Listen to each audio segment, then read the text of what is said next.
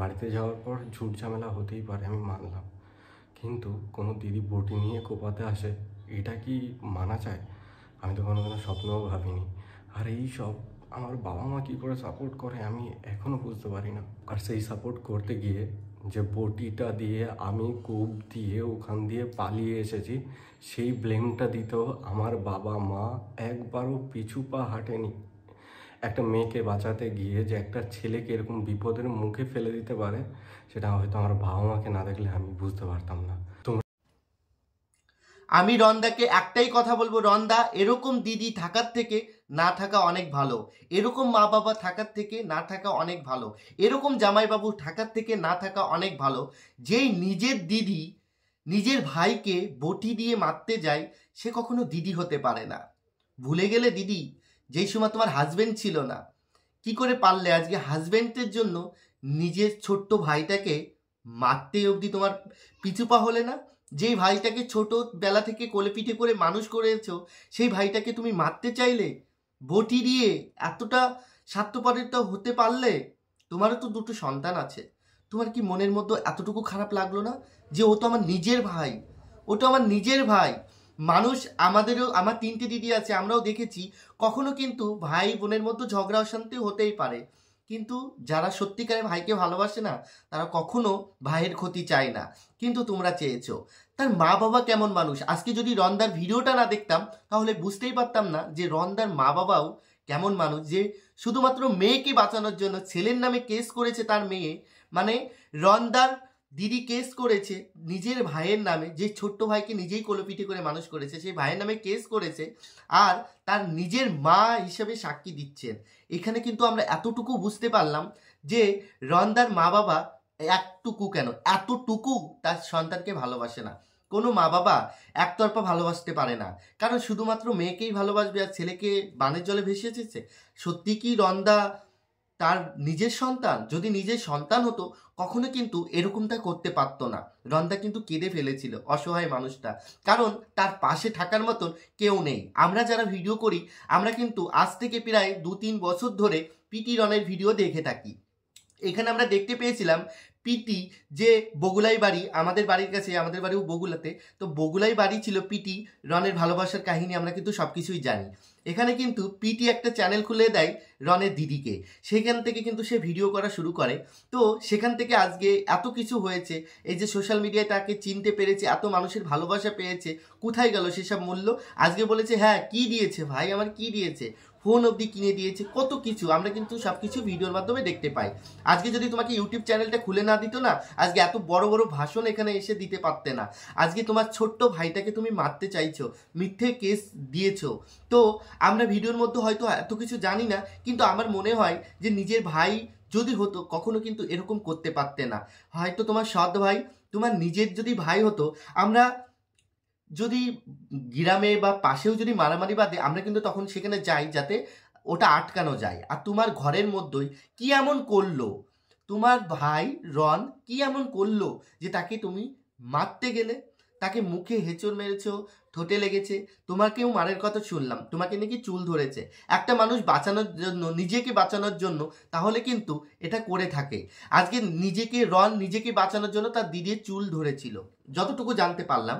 কিন্তু আমার মনে হয় ওখানে তার মা বাবার রেকর্ডটা আমরা শুনলাম, তার জামাইবাবু, তার দিদি, সবার বক্তব্য আমরা কিন্তু শুনেছি।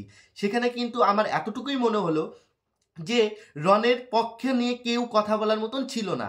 যেখানে নিজের পেটের বাবা মাই যখন মেয়ের দলে, তখন কিন্তু ওই সন্তানটা নিজেকে বাঁচানোর জন্য কিন্তু তাকে ছুটে বেরিয়ে আসতে হয়েছে। কিন্তু তার নিজের মা বাবাই কিন্তু বলেছে যে রন কোনো রকম বটি দিয়ে মারতে যায়নি, এটা কিন্তু তার দিদি করেছিল। আর একটা ছোট্ট ভিডিও আপলোড হয়েছে, সেখানে তোমরা দেখতেই পাচ্ছ যে তার ফোনটাকে কেড়ে নেওয়ার চেষ্টা করা হয়েছে, তার ফোনটাকে কিন্তু বারবার করে কেড়ে নেওয়ার চেষ্টা করা হচ্ছে। আরও অনেক কিছু রেকর্ড কিন্তু তোমরা শুনতে পারবে এই ভিডিওতে, আমি পরপর তোমাদের সাথে শেয়ার করব। আমার শুধু একটা জিনিস ভেবেই খারাপ লাগছে, এই পৃথিবীতে আমরা কদিনই বাঁচবো, একদিন আমরা সকলেই চলে যাব। কিন্তু যে কটা দিন আসি সবাই মিলেমিশে থাকি না, ঝগড়া দ্বন্দ্ব হতেই পারে, ভাই বোনের মধ্যে ঝগড়া হতেই পারে, কিন্তু যে জামাইবাবুকে দুই ভাই বোনের মধ্যে যখন লড়াই হয় তখন কিন্তু জামাইবাবু কিন্তু সেই লড়াইটাকে বন্ধ করতে থাকে, মানে বন্ধ করা উচিত ছিল, কিন্তু সেখানে কিন্তু সেই ব্যক্তি সেটা করেনি। একটা ভিডিও দেখতে পেয়েছি, রন্দা তার দিদিকে জিজ্ঞাসা করছিল জামাইবাবু তো ঘুষ পেয়ে চাকরি পেয়েছে না, তো তার দিদি বলছিল হ্যাঁ ঘুষ পেয়ে চাকরি পেয়েছে, তাতে কি হয়েছে? তখন রন্দা একটা ভিডিওর মাধ্যমে বলে যে দেখো এটা আমার জামাইবাবু ঘুষ দিয়ে চাকরি পেয়েছে। এটা যখন বলতে থাকে তখন কিন্তু রন্দার দিদি তাকে কিন্তু মারধর করতে শুরু করে, ভিডিওর মাধ্যমে কিন্তু আমরা দেখতে পাই। আমার সত্যি ভাবতে অবাক লাগছে যে মানুষ এতটা স্বার্থপর হয় কি করে, যে নিজের ভাইটাকে মারছে, নিজের ভাই, যেখানে আমি শুধু স্যালুট জানাই সেই মা বাবাকে, যেই সন্তান তোমার নিজের সন্তান, এটা তো বোঝার চেষ্টা করো। আমাদের রন পিটি আমাদের কিছু হয় না, সেখানে আমাদের যখন এতটা খারাপ লাগছে, ও তো তোমার নিজের পেটের সন্তান, তোমার কি এতটুকু খারাপ লাগছে না? আমার ভিডিও যারা দেখে তাদের শুধু একটাই প্রশ্ন তাদের কাছে, যে আমার একটা ছেলে একটা মেয়ে, কিন্তু আমি মেয়েকে বেশি ভালোবাসলাম, মেয়ের অন্যায়টাকে সাপোর্ট করলাম, আর আমার ছেলেটাকে সাপোর্ট করলাম না, ওটা তো আমার ছেলে। তাহলে আজকে আমার ছেলেটা মারা যাক, আমার কোনো আসে যায় না, কিন্তু মেয়েটা, একটা কথা আমি তোমাদেরকে বলে দিচ্ছি কাকিমা কাকা তোমাদেরকে একটাই কথা বলে দিচ্ছি, ওই ছেলেই কিন্তু তোমাদের পাশে থাকবে ভবিষ্যতে, মেয়ে কিন্তু থাকবে না। আমি তোমাদেরকে লিখে দিলাম, টিকটিকেও দাগ দিল, কারণ জীবনে ভবিষ্যতে কিন্তু ওই সন্তানই তোমার দেখবে। তুমি ভেবো না যেই শখের বাড়ি বানিয়েছিল রন্দা, আজকে কান্না করতে করতে বলছে যে শখের আমি বাড়িটা বানিয়েছিলাম, আজকে ভাগ্নের জন্মদিন ছিল বলে সে কিন্তু গিয়েছিল, আজকে 2-3 মাস সে ভাড়া থাকে, নিজের কাজ নিজে করে, রান্না বান্না নিজে করে, সে নিজের জামা কাপড় নিজে ধোয়, আজকে এই 3-4টে মাস পরে যখন গেছে তার ভাগনার জন্মদিনে, মানে তার দিদির ছেলের জন্মদিন ছিল, তখন কিন্তু রন্দাদের বাড়িতে এসছে, মানে রনের দিদির বিয়ে হয়েছে যেহেতু শ্বশুর বাড়ি থাকা কথা, সেই জন্মদিন পালন করছে রন্দার বাড়িতে। তো সেখানে রন্দা গিয়েছে যে আমার ভাগনার জন্মদিন আমি যাই, সেখানেই কিন্তু এই এত কিছু হয়েছে। অনেক মানুষ অনেক ভিডিও করছে, এক একজন এক এক রকম বলছে, আমি আমার বক্তব্য জানালাম, শুধু এতটুকু তোমাদেরকে বলতে পারি, আমার ভিডিওতে আমি সবসময়ের জন্য সত্যতা তুলে ধরার চেষ্টা করি, আর আমার অভিজ্ঞতা থেকে এটা না এটা ঠিকটা আমি তুলে ধরার চেষ্টা করি, কারণ আমার ভিডিওতে আমি কখনো এমন কিছু তুলে ধরবো না যাটার মধ্যে মিথ্যে আছে, মিথ্যেকে তুলে দিয়ে কখনো হয় না। আমার শুধু একটাই প্রশ্ন, তোমরা যারা আমার ভিডিও দেখো, আমি কিন্তু রেগুলারিটি ভিডিও কন্টেন্ট দিতে পারছি না, কারণ মানসিকতাভাবে আমি ভালো নেই, কিন্তু এই ভিডিওটা দেখার পর আমি মুখ বন্ধ করে থাকতে পারলাম না।